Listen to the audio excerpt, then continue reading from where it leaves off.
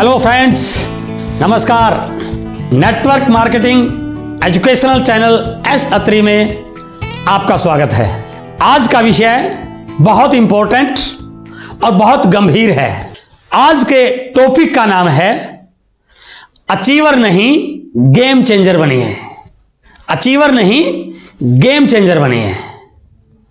Game changer का meaning क्या है? गेम चेंजर उसे कहते हैं जो तमाम विपरीत परिस्थितियों को अनुकूल परिस्थितियों में बदलने की अक्षमता रखता हो, उस व्यक्ति को गेम चेंजर कहते हैं।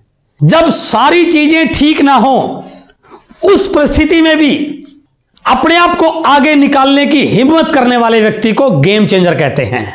जब हो सकता है बहुत से लोग आपका साथ ना दे रहे हों, तब भी आप अपने जोश को, विश्वास को बनाकर रखें, उसे गेम चेंजर कहते हैं। जब लोग आपके बारे में तरह तरह की बात कर रहे हो, उस समय आप करके दिखाएं, उसे गेम चेंजर कहते हैं। इस डायरेक्ट सेलिंग इंडस्ट्री में गेम चेंजर बनना आपको इस इंडस्ट्री के टॉप लेवल पर ले जाने के लिए सबसे जरूरी भी है और सबसे इंपॉर्टेंट भी है। अचीवर तो आप जैसे कैसे भी बन जाओगे। लोग ठीक ठाक आ गए, परिस्थितियां ठीक हो गई, कंपनी ने कुछ ऐसी लॉन्चिंग कर दी, आप अचीवर बन गए। लेकिन उद्देश्य केवल अचीवर बनना नहीं है। यदि आप केवल अचीवर हैं और सिचुएशन टफ हो गई, आपने अपने आप को प्रिपेयर नहीं किया, तो वो आपकी अचीवमेंट जा भी सकती है। लेकिन यदि आपने गेम चेंजर की क्वालिटी अपने अंदर पैदा कर ली, एक परफेक्ट लीडर बन गए, तो परिस्थितियां जैसे मर्जी हों, आप अपने आप को और अपनी टीम को 100% टॉप लेवल पर ले जाएंगे ही ले जाएंगे, क्योंकि आपके अंदर गेम चेंजर वाले लीडर की क्वालिटी है। हर सेक्टर में 3 प्रकार के लोग होते हैं। कुछ लूजर होते हैं, कुछ एवरेज होते हैं और कुछ विनर होते हैं। हमेशा विनर वो बनते हैं जो औरों से अलग होते हैं, जो औरों से पहले सोचने की हिम्मत करते हैं, जो औरों से ज्यादा बड़ा रिस्क लेने की अक्षमता रखते हैं, या यूं कहें जो गेम चेंजर होने वाली क्वालिटीज रखते हैं, वो विनर बनते हैं। तो इसलिए इस डायरेक्ट सेलिंग इंडस्ट्री में भी यदि आप विनर बनना चाहते हैं, तो आपको अपने अंदर गेम चेंजर वाली क्वालिटी लानी पड़ेगी। क्योंकि इस इंडस्ट्री में आपको अपने साथ बहुत सारे लोगों को बड़े मुकाम पर लेके जाना है। इसलिए आपका गेम चेंजर होना बहुत जरूरी है, ताकि लोगों का आपकी लीडरशिप पर, लोगों का आपकी एजुकेशन पर, लोगों का आपकी कमिटमेंट पर 100% फेथ हो जाए। तो इसलिए आज अपन बात करेंगे उन 4 क्वालिटीज की जो आपको गेम चेंजर बना सकती हैं। उसमें सबसे पहला है प्रोडक्टिव बनिए। केवल बात करने से आप लोगों को टेम्परेरी मोटिवेट तो कर दोगे, लेकिन लोगों का आपके ऊपर फेथ तब आएगा जब आपके अंदर रिजल्ट निकालने की एक क्षमता होगी। जब आप अपने रिजल्ट निकाल कर दिखाओगे, जो काम आम लोगों से नहीं हो रहा है, उस काम को आप करके दिखाते हैं, तो लोगों का विश्वास आपके ऊपर बनता है। इसलिए आपको प्रोडक्टिव बनना पड़ेगा। यह प्रैक्टिकल इंडस्ट्री है। यहां पर केवल भाषण देने से लोग आपके साथ नहीं लगेंगे। आपको अपने रिजल्ट को करके भी दिखाना पड़ेगा और अपने आप को आगे बढ़ाकर भी दिखाना पड़ेगा। इसलिए बी प्रोडक्टिव। प्रोडक्टिव बनने के लिए कुछ ऐसे काम, कुछ ऐसी एक्टिविटीज जो आपको रिजल्ट ओरिएंटेड वर्किंग में हेल्प कर सकती हैं, उन पे आपका फोकस होना बहुत जरूरी है। इस बिजनेस में बहुत सारे ऐसे काम हैं जिनको लेकर के बहुत सारे लोग कंफ्यूज रहते हैं। कई बार वो बहुत इंपॉर्टेंट काम को इग्नोर कर देते हैं और जो काम ज्यादा इंपॉर्टेंट नहीं, उस पर एनर्जी लगाते रहते हैं। तो ये आपके प्रोडक्टिव बनने में एक बहुत बड़ा रोड़ा है। इसलिए आपको समझना पड़ेगा कि मुझे कौन कौन से कामों को कब करना है। उसके लिए ग्राफ है। जैसे इस ग्राफ में इंपॉर्टेंट और अर्जेंट, ये 2 पॉइंट हैं। जो काम आपके लिए बहुत इंपॉर्टेंट भी है और बहुत अर्जेंट भी है, उसको आपने पहली प्रायोरिटी पर रखना है। वह नंबर 1 काम है आपका। जैसे फॉर एग्जाम्पल, आपने किसी व्यक्ति को ज्वाइन करवाया, वो बहुत पोटेंशियल व्यक्ति है। यदि आप उसको सही ढंग से हैंडल कर पाए, उसके साथ जाकर के उसका नेटवर्क बना पाए, उसको इस बिजनेस का विजन दिखा पाए तो वो आपकी टीम का एक मजबूत लीडर बन सकता है। लेकिन कई बार हम क्या करते हैं, उसको छोड़ करके ऐसी एक्टिविटी में लग जाते हैं जिनकी अभी जरूरत नहीं थी। तो आपको क्या समझना है कि मेरे लिए सबसे इंपॉर्टेंट काम क्या है, उस व्यक्ति को इस बिजनेस के विजन से अवगत कराना। ऐसा ना हो कोई नेगेटिव व्यक्ति उसको मिल जाए और वो इस बिजनेस से उसको नेगेटिव कर दे, तो ये काम आपके लिए बहुत अर्जेंट भी है और बहुत इंपॉर्टेंट भी है। आपकी कंपनी ने आपके बिजनेस को बढ़ाने के लिए कोई ऑफर डिक्लेयर किया है और वो ऑफर केवल इसी महीने के लिए है। अब आप उसको अवॉइड करके और एक्टिविटीज में लग रहे हैं, तो ये भी आपकी प्रोडक्टिविटी में रुकावट है। तो आपको क्या करना है, इस समय आपका केवल फोकस उस पर रहना चाहिए जो आपकी कंपनी ने आपको बिजनेस को बढ़ाने के लिए आपको ऑफर दिया है। तो ये काम भी आपके लिए क्या है, इंपॉर्टेंट भी है और अर्जेंट भी है। कोई व्यक्ति को ज्वाइनिंग करवाना है, आपकी टीम का नेटवर्क बढ़े, आपका नेटवर्क बढ़े, तो यह काम भी आपके लिए इंपॉर्टेंट भी है और अर्जेंट भी है। इसलिए जो काम आपके लिए इंपॉर्टेंट भी है और अर्जेंट भी है, उसको आपने पहली प्राथमिकता पर रखना है। दूसरे वो काम हैं जो इंपॉर्टेंट तो हैं लेकिन अर्जेंट नहीं है।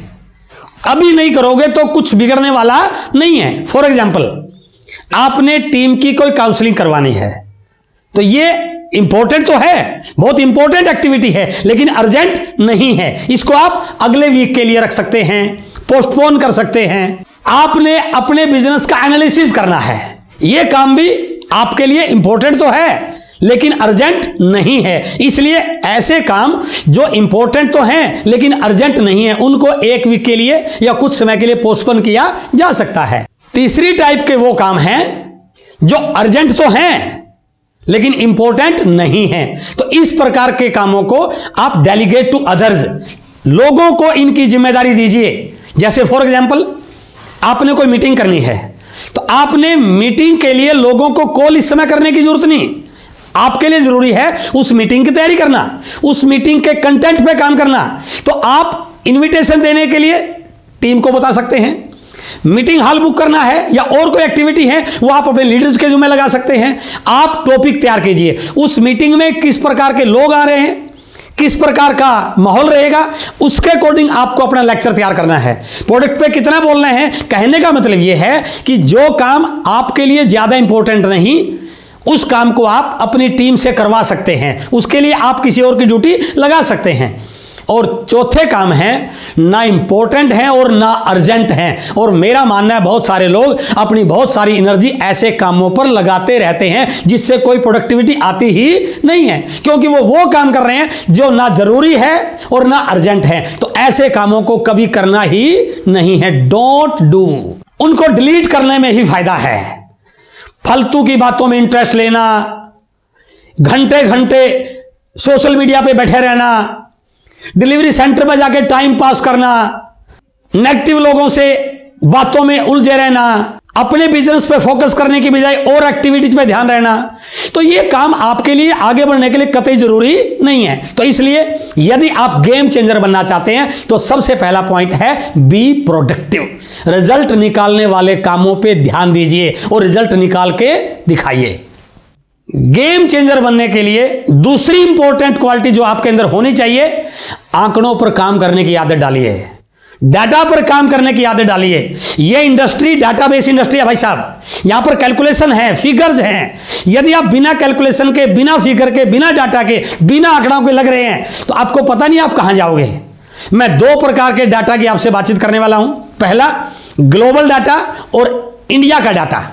इस डायरेक्ट सेलिंग इंडस्ट्री का यदि आपको लास्ट ईयर की रिपोर्ट मालूम है तो पिछले साल की रिपोर्ट में बताया गया कि ग्लोबल डाटा इस डायरेक्ट सेलिंग का जो टर्नओवर है 1,92,949 मिलियन डॉलर का है। लेकिन इस साल जो जुलाई 2020 में रिपोर्ट आई है कि ग्लोबल डाटा 1,80,479 मिलियन डॉलर का है। इस ग्लोबल डाटा में यदि पिछले एक साल का डाटा देखें तो -4.3% है, लेकिन 3 साल का CAGR देखें तो वह -0.3%। अर्थात ग्लोबल डाटा घट रहा है, लेकिन इंडियन डाटा देखिए, यदि एक साल की ग्रोथ की बात करें +12.1%, और पिछले 3 साल की ओवरऑल ग्रोथ है प्लस 16.3%, जो इस बात की ओर इशारा कर रही है कि इस समय डायरेक्ट सेलिंग का माहौल पूरे वर्ल्ड में यदि किसी कंट्री में सबसे तेज गति से बढ़ रहा है तो वो भारत में बढ़ रहा है। अर्थात आपको इस डाटा को देखते हुए अपनी तैयारियों को बड़े करने की जरूरत है, आपको गेम चेंजर बनने की जरूरत है, ताकि ये हजारों करोड़ का टर्नओवर आपके और आपकी टीम की तरफ डाइवर्ट हो सके। दूसरा डाटा आपने अपनी टीम का आपके पास होना चाहिए। आपकी टीम में कितने लोग जूम मीटिंग करने वाले हैं, आपकी टीम में कितने लोग होम मीटिंग करने वाले हैं, आपकी टीम में कितने लोग प्लान शो करने वाले हैं, आपकी टीम में कितने लोग रिटेलिंग पर फोकस कर रहे हैं, आपकी टीम में कितने लोग लेवल पे आ रहे हैं, आपका टारगेट इस महीने का क्या है, आपका टारगेट अगले 3 महीने बाद क्या है, आपका टारगेट अगले 6 महीने बाद क्या है, आपका टारगेट नेक्स्ट ईयर क्या है। ये सारा डाटा यदि आपके पास है तो आपकी तैयारियां उसके अकॉर्डिंग होनी शुरू हो जाएंगी। और यदि आपके पास कोई आंकड़ा ही नहीं है तो आप तैयारी किस बात की करोगे, क्योंकि हमेशा तैयारी उस चीज की होती है जिसका डाटा हमारे पास होता है। कोई भी बच्चा अपनी तैयारी को पढ़ते हुए तब तक बड़ी नहीं करता जब तक उसका लक्ष्य बड़ा नहीं होता। जिस बच्चे को मेरिट में आना होता है वो अपने घंटे 8 से 10 12 लगाता है, जिस बच्चे को केवल फर्स्ट डिवीजन लेनी होती है वो 4 5 6 घंटे लगाता है, और जिस बच्चे को सिर्फ पास होना आता है वो घंटा 2 घंटा ही पढ़ता है। क्यों? क्योंकि हमेशा वही व्यक्ति ज्यादा ताकत लगाता है जिसके पास अपने रिजल्ट को लेकर के बड़ी प्लानिंग होती है। पहले आपकी टीम में कितनी ज्वाइनिंग हो रही है या आपके द्वारा कितनी ज्वाइनिंग हो रही है, लेकिन आगे मुझे इस टारगेट को बड़ा करना है तो कितनी प्लान और मुझे ज्यादा दिखानी पड़ेगी और कितने प्लान और टीम में और ज्यादा तैयार करने पड़ेंगे। जो भी आपके पर्सनल डाटा है उनको साथ रख के आप अपने आने वाले समय की प्लानिंग को कर सकते हैं। आप गेम चेंजर बनने में इन डाटा को साथ लेकर अपने रिजल्ट को बढ़ाने में बहुत बड़ा रोल प्ले कर सकते हैं। तीसरी क्वालिटी आपके अंदर होनी चाहिए गेम चेंजर बनने के लिए, पुश योरसेल्फ। अपने आप को झोंकना, अपनी पूरी ताकत लगाना, अपना 100% डिवोट करना। भाई साहब, दुनिया में कोई व्यक्ति आपके लिए कुछ करने वाला नहीं है। किसी के भरोसे मत रहिए कि कोई और आपको करके दे देगा। नो, बिना खुद किए कुछ होने वाला नहीं है। कहते हैं नहीं, बिना मरे स्वर्ग नहीं देखा जा सकता। तो आपको खुद अपने आप को झोंकना पड़ेगा। यदि आप गेम चेंजर बनना चाहते हैं तो आपको अपने आप को तैयार करना पड़ेगा। आपको कंफर्ट जोन से बाहर निकलना पड़ेगा, लर्निंग जोन में जाना पड़ेगा, सक्सेस जोन में जाना पड़ेगा। और इसके लिए एक वीडियो भी आपके इस चैनल पर उपलब्ध है, कंफर्ट जोन से सक्सेस जोन तक कैसे जाना चाहिए। कुछ रिस्क लेने पड़ेंगे, जंप लगाना पड़ेगा, बड़े डिसीजन लेने पड़ेंगे, संभावनाओं पर काम करना पड़ेगा और उन संभावनाओं को रियलिटी में कन्वर्ट करने के लिए ताकत लगानी पड़ेगी। जब तक आप अपने आप को तैयार नहीं करोगे, जब तक आप अपने आप से संघर्ष नहीं करोगे, जब तक आप अपने आप को तराशोगे नहीं, तब तक ये सारी चीजें आपकी तरफ डाइवर्ट होने वाली नहीं है। इसलिए गेम चेंजर यदि बनना चाहते हैं तो पुश योरसेल्फ। छोटे मोटे सैक्रिफाइस करने भी पड़े तो कीजिए। फील्ड में रहिए, लोगों के साथ रहिए, नए नए आइडियाज क्रिएट कीजिए, टीम के साथ तालमेल बनाइए, टीम को मोटिवेट कीजिए, टीम को पुश कीजिए, लेवल को ब्रेक कीजिए, टीम के लेवल को ब्रेक करवाइए, डेप्थ को बढ़ाइए, ब्रांचेज को बढ़ाइए, वॉल्यूम क्रिएट करने की आदत डालिए। और यदि आपने ऐसा कर लिया तो आप केवल अपने लिए नहीं, अपनी टीम के लिए भी गेम चेंजर बन सकते हैं। और फोर्थ, लास्ट और बहुत इंपॉर्टेंट क्वालिटी गेम चेंजर बनने के लिए, प्रोएक्टिव बनिए, रिएक्टिव नहीं। बहुत सारे लोगों की गलत आदत की वजह से वो ना खुद के रिजल्ट निकाल पाते हैं और ना टीम के रिजल्ट निकलवा पाते हैं। कौन सी आदत? रिएक्टिव।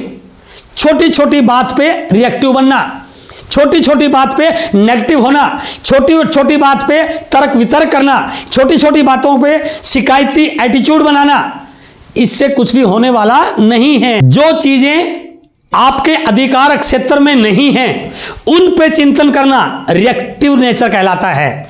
जो चीजें आपके अधिकार क्षेत्र में हैं उन पे चिंतन करना प्रोएक्टिव एटीट्यूड कहलाते हैं। आपको पहले से पता आप काम कर रहे हैं, कौन कौन से चैलेंज आपके सामने आते हैं, उनके बारे में पहले से तैयारी करना ताकि इस महीने या अगले महीनों में वो चैलेंज ना आए, यह प्रोएक्टिव कहलाता है। आपकी टीम के बारे में आपको पहले से मालूम है कि कौन लीडर सुपरफास्ट है, कौन फास्ट है, कौन एवरेज है और कौन स्लो है। तो आपकी एनर्जी कहां पर लग रही है? ये भी आपका प्रोएक्टिव नेचर कहलाता है। हमेशा वहां एनर्जी लगाइए जहां ज्यादा रिजल्ट आने की संभावना हो। लॉक्स एंड कीज बुक इस काम में आपकी बहुत बड़ी मदद कर सकते हैं, क्योंकि इसमें वो सारी लॉक्स बताए गए हैं, वो सारे छोटे छोटे हर्डल्स डिस्कस किए गए हैं जो एक व्यक्ति के आगे बढ़ने में रुकावट पैदा करते हैं। तो यदि आप इस किताब को सही ढंग से पढ़ते हैं और टीम में इंप्लीमेंट करते हैं तो आपके प्रोएक्टिव बनने की संभावना, आपके गेम चेंजर बनने की संभावना इस किताब को पढ़ने से और ज्यादा इफेक्टिव बन सकती है। तो इसलिए आपको रिएक्टिव मोड में नहीं रहना है। मान लीजिए किसी वजह से किसी महीने आपका रिजल्ट कम आए तो इसमें हार नहीं माननी है, निराश नहीं होना है, आगे की तैयारी कीजिए। तो इसलिए आपका प्रोएक्टिव नजरिया आपको गेम चेंजर बनाने में बहुत बड़ी हेल्प कर सकता है। और मेरा मानना है आज ये इंडस्ट्री जिस गति से बढ़ रही है, हजारों लाखों करोड़ों की संभावना इस बिजनेस की नजर आ रही है। फिक्की और केपीएमजी 2025 तक 65,000 करोड़ की इंडस्ट्री की परिकल्पना कर रहे हैं।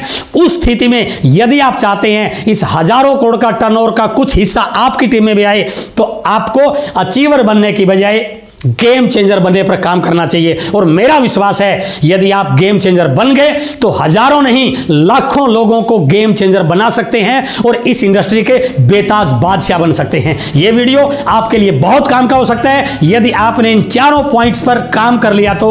और मैं उम्मीद करता हूं आप इस वीडियो को अपनी टीम के साथ शेयर करेंगे। यदि यह चैनल आपने अब तक सब्सक्राइब नहीं किया है, इसको सब्सक्राइब कीजिए, बेल आइकॉन को प्रेस कीजिए ताकि आने वाले सारे वीडियोस आप तक लगातार पहुंचते रहें। बहुत बहुत धन्यवाद। Thank you very much.